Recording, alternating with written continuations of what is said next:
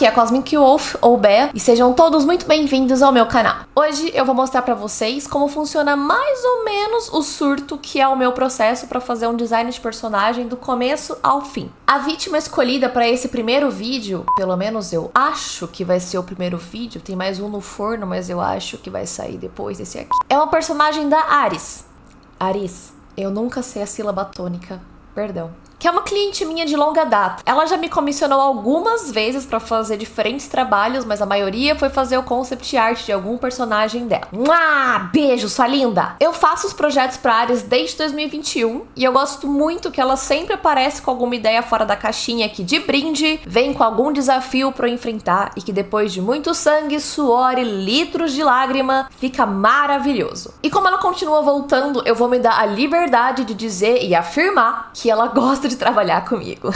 Enfim, o personagem da vez era uma Hulidin, ou uma raposa de 9 caudas. E pra você aí que não sabe, Hulidin é o termo chinês, que nem Kitsune é a versão japonesa e Gumiho a coreana. Eu gosto muito de reforçar um detalhe muito importante, que é o seguinte: concept art ou design de personagem é uma forma de você contar uma história visualmente. Então, geralmente, se você quer que esse trabalho seja traduzido do jeito certo, da sua ideia, do seu conceito, pra parte visual, pra essa parte artística, quanto melhor a descrição do que esse personagem é, o que ele faz, que vibe ele passa, melhor. Só dela comentar que era uma Hulidin, meu cérebro já tava garimpando as imagens de memória que eu tinha de T-Pause e de Hanfus. Eu já tava doida pra desenhar algo com essa estética. Ai, eu acho tão linda. Ela me mandou um continho que ela escreveu sobre essa personagem. É um texto de 9 páginas, se eu não me engano, e eu espero que ela poste isso em algum momento pra vocês lerem, cara, de verdade. E além dela me enviar uma mini biblioteca de imagens, eu monto uma segunda baseada no que ela já me mandou. Inclusive, eu tenho uma pasta no Pinterest dedicada só para as coisas que me lembram da Aris e que podem vir a calhar em futuros trabalhos. Eu não vou abrir o doc que ela me enviou aqui, mas eu vou ler um resuminho que ela mesma escreveu sobre a personagem. A companheira de morte. Miraelis, a raposa que rouba anos. Uma raposa sagrada que deveria guiar a alma. Que deveria guiar. Guiar. Meu Deus, eu não consigo falar. Guiar. Uma raposa sagrada que deveria guiar almas até o além, mas que em um dia encontrou um mortal que ela não conseguiu ceifar. Sem saber que a raiz de sua falha estava sob seus pés, no solo além de Rematra, já doente, infiltrado nas entranhas do campo de batalha, ela quebrou as regras, recusando-se a levar a alma que não se desprendia. E por isso foi punida, aprisionada em um corpo meio humano, meio raposa, instável, incapaz de voltar ao além. Agora, para nunca ser levada por seus próprios irmãos espíritos, rouba anos de vida dos vivos, costurando-os à sua própria existência. Fora esse texto maravilhoso, também tem uns bullet points com algumas características do conceito dela. E vai além. O documento fala sobre o mito dessa raposa no lugar de onde ela vem e por aí vai. Absolute Cinema em forma de Google Doc. Agora que a gente comentou um pouco sobre a parte do conceito, é hora de pôr a mão na massa. Eu gosto muito de testar e é muito comum um cliente meu receber 3, 4, 6 ou mais testes de sugestão de roupas. Depende muito se a pessoa já tem a ideia mais clara na cabeça ou se o conceito ainda tá muito incerto. E essa etapa serve justamente para poder enxugar um pouco desse leque de opções e direcionar mais o trabalho, porque conforme eu avanço, eu não preciso ficar voltando no processo. E aqui você já deve ter reparado que eu esqueci de gravar o começo do desenho. Eu não colocava pra gravar automaticamente, então eu só lembrava depois de já ter começado.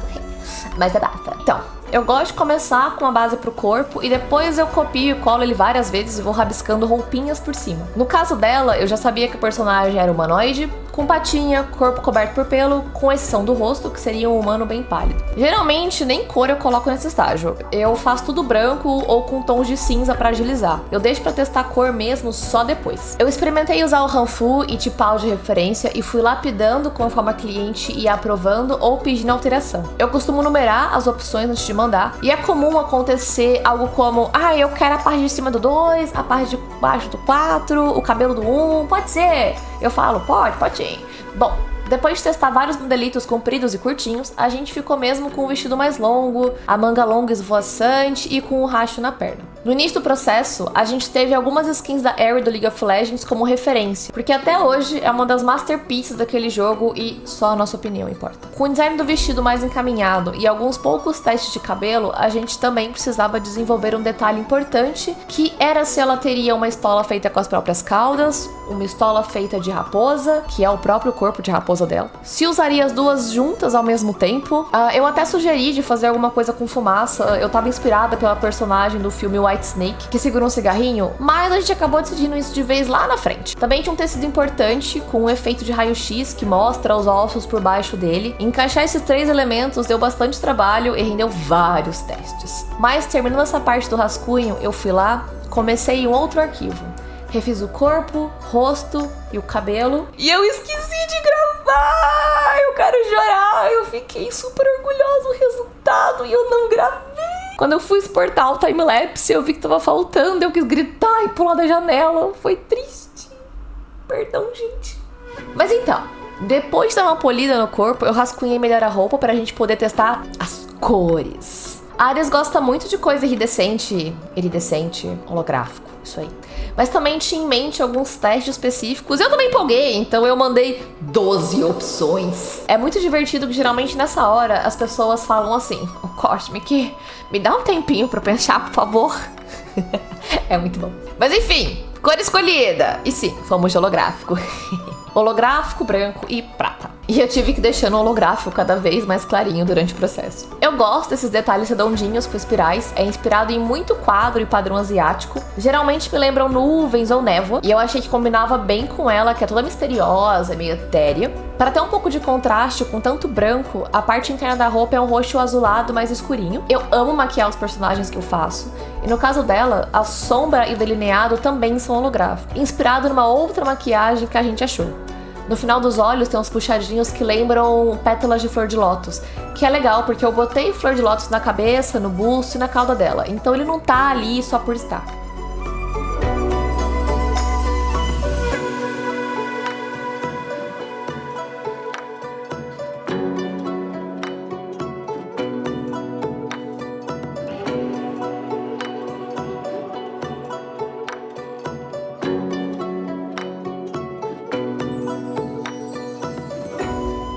A princípio, ela teria uma máscara de raposa na cintura, mas a gente acabou tirando mais tarde e eu fiz uns acessórios menores e menos espalhafatosos, para balancear com o cinto que já tinha bastante informação. Na hora do tecido raio-x, eu adicionei os acessórios de lótus na cabeça, uma orquídea naquele pin que fica no coque, testei cores se combinassem com o resto do design e no final das contas ficou holográfico mesmo. Às vezes, enquanto eu espero o cliente aprovar uma parte, eu vou adiantando outra coisa. No caso aqui, eu fui adiantando as costas da roupa, que eu precisava mostrar de qualquer forma, e que tinha mais detalhe pra gente decidir, que eram as caudas e os acessórios nelas, que no caso aqui era um lacinho nas costas. Uma coisa que eu acho legal de comentar é que, apesar de um processo de commission de design ser sempre muito parecido, eles nunca vão ser iguais. Tem gente que vem com um negócio muito específico, eu ainda faço variações, mas o leque de opções para trabalhar é muito menor. Tem gente que dá menos ou mais liberdade criativa. Tem gente com um conceito mais tranquilo de trabalhar, outros menos. Isso que vai definindo quanto de teste e experimentação vai ser feito. Ah, mas quando eu fiz, eu tive só 3 opções. Oxi, às vezes não precisou de mais que isso, tudo bem. Só significa que deu para traduzir a sua ideia pro papel mais rapidinho. Enfim, com a base quase pronta, faltava definir a parte da estola, que acabou ficando com o corpo de raposa mesmo, deitadinho como se fosse um acessório. Afinal, ela não pode controlar os 2 corpos ao mesmo tempo. Essa parte foi meio freestyle, porque ora eu mexia na imagem principal, ora na versão de costas, ora nas 2 headshots, ora na versão raposinha. Eu tinha a versão fur pra desenhar, que era um extra que a cliente pediu, que só muda o rosto humano pro rosto de raposa, mantendo a maquiagem e cabelo. Foi bem divertido de fazer, porque fazia 35 anos que eu não desenhava um fur.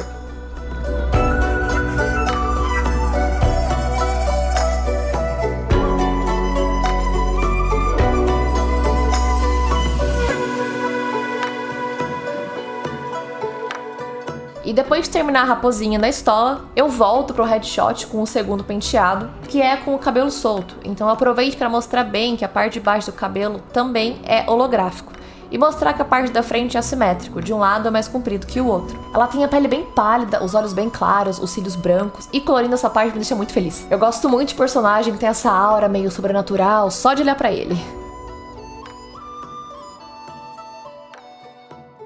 Depois, uma das minhas partes favoritas, desenhar a raposinha. É o mesmo corpo que tá deitado no busto dela, mas de pé e acordado. O pelo branco da mesma cor do corpo humano, a mesma cor de olhos, a mesma maquiagem. O único extra aqui é um lacinho na parte de trás da cabeça pra dar um charme. E eu amo as unhas holográficas, eu acho bem babilônico.